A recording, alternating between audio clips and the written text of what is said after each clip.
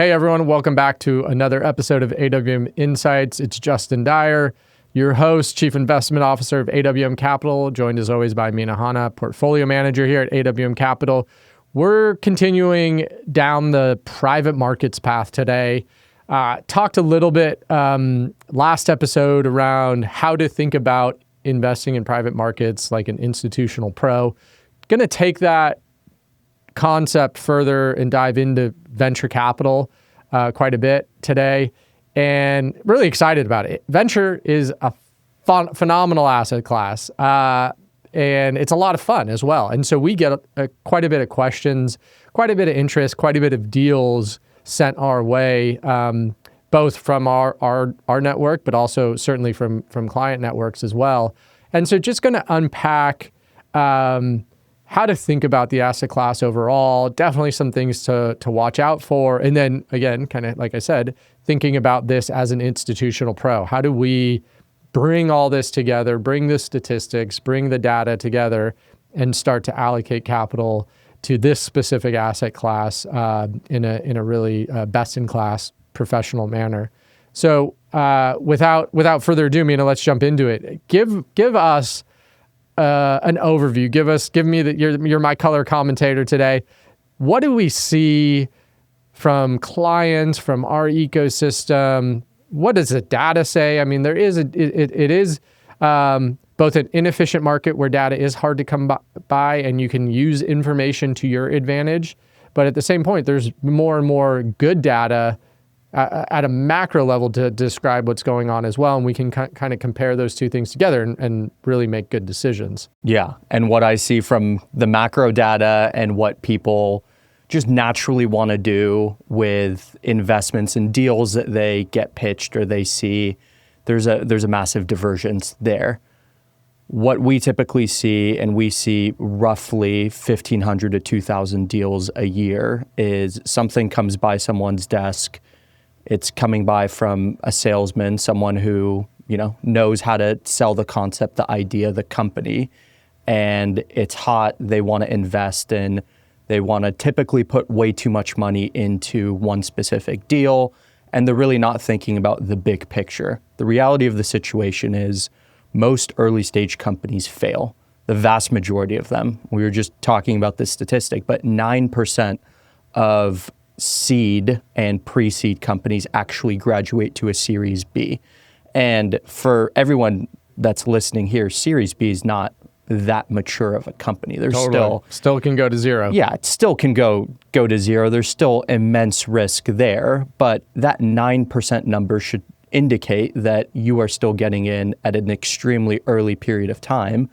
And this is not a one and done thing. If you are going to be investing in the private markets, if you're going to be investing in private companies especially, you need to be thoughtful about obviously the companies that you invest in, but your strategy overall. It's totally.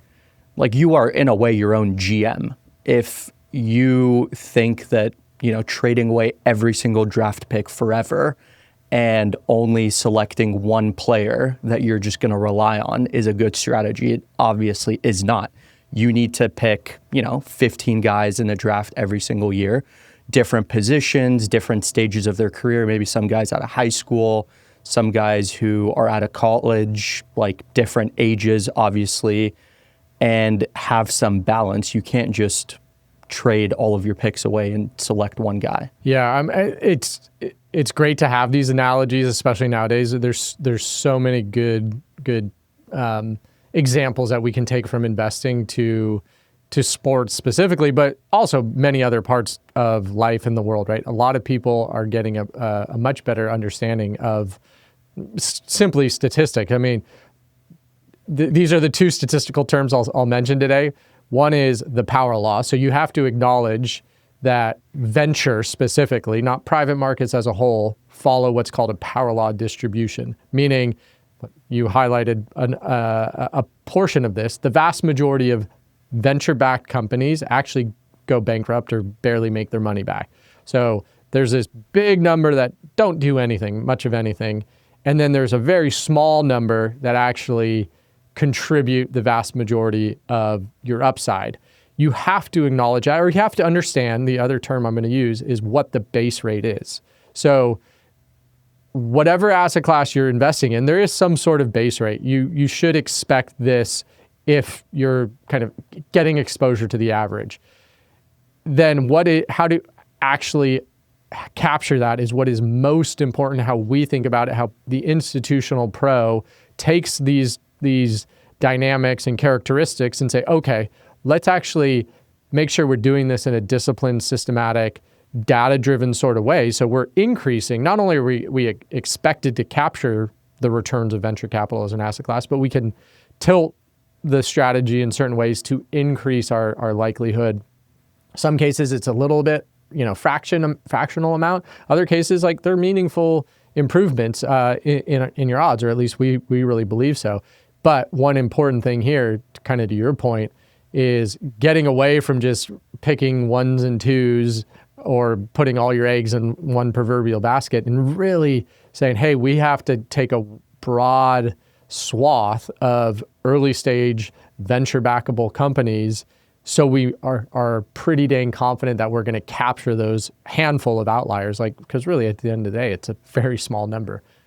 Yeah, and the number, talking about numbers, if you invest in 1,000 companies, early stage companies, you're expected to hit a unicorn on 6 to 12 of them, which is, odds are totally against you and not in your favor. Now, if you work with kind of the philosophy that we have, the right managers who have the track record, who have achieved a clip higher than the 6 to 12, the odds are slightly more in your favor, but you're not dramatically improving those. You might be going from 12 to 24 or 36, but there's still 900 plus companies that you're completely striking out at. So you have to make sure that you're taking enough shots, enough thoughtful shots, where the winners do make up for the losers in that thoughtful way. And then the data is also there to support it. You mentioned it on one of our previous podcasts where AngelList took, and AngelList is a data provider in some senses. They aggregate a lot of data from funds that they manage information for, and they release their findings on who's actually successful and who's not successful. The quote that you, or the statistic that you quoted, I think it was something like, if you have investments, 10 plus investments, you have a 10% higher rate of return than someone who only has one investment in their portfolio on average. That is exactly the power law dynamic that you're talking about. The more shots on goal you have, the more probability and odds you do have of success at some point, and the more you're shifting your odds from potentially being a zero to being at least something. Hopefully it's something good, but at least something that, makes up for the zeros. Yeah, 100%. It's a great point you make. One thing I'll start to wrap with, hopefully, we're just kind of scratching the surface on a lot of this. Honestly, we could talk for hours around venture specifically and how do you access it in the most professional, institutional way possible. But not what we're talking a lot about right now is company diversification. There's also really important vintage year diversification approaches as well. Vintage year is simply the simple way to think about it is there are new companies started every single year. Well, you can't just get, the 2025 batch of companies started and get exposure and invest in that. Just like anything, we can't predict the future. We can't predict when the good years of startups are going to actually happen. And there's not any really strong correlation to the macro environment necessarily either. And so you want to be very thoughtful and systematic in deploying what is allocated to venture capital, but to deploy that consistently over many years and ideally in a repeatable fashion. So you're exposed to innovation, the startup world on an annual basis. So you can, again, make sure you get enough shots on goal for these massive companies that come out of, seemingly just random time periods. So it's like a draft class. Some draft classes are better than others. Exactly right. Some are not great, but you have to draft players in each one. And if you don't, you kind of put your organization or your team in jeopardy. Right. End up having four or five really, really hard years for your fan base. So for sure. There's other pieces of diversification that are definitely worth thinking about. Where are you allocating from a stage perspective? Are you getting more dollars put to work at the inception of companies, or are you waiting for them to be a little bit more proven? Maybe they have revenue, et cetera, et cetera. We can talk maybe a little bit more about that. Obviously, there's sectors as well. Do you put all your money into AI right now? Crazy technology, really, really cool opportunities, but guess what? You're paying a premium. Some people are even saying that whole part of the market's in a pretty big bubble. Broad statement there, but definitely other items, at least we take into account as we're deploying capital into the world of venture capital. With that, hopefully kind of give you a quick overview of how to think about investing in venture capital as an institutional pro, some high-level concepts that we most certainly pay attention to as we are building allocations within venture capital. If you have any questions around this or any other topic, shoot us a text. 626-862-0355. And until next time, own your wealth, make an impact, and always be a pro. Thanks for listening.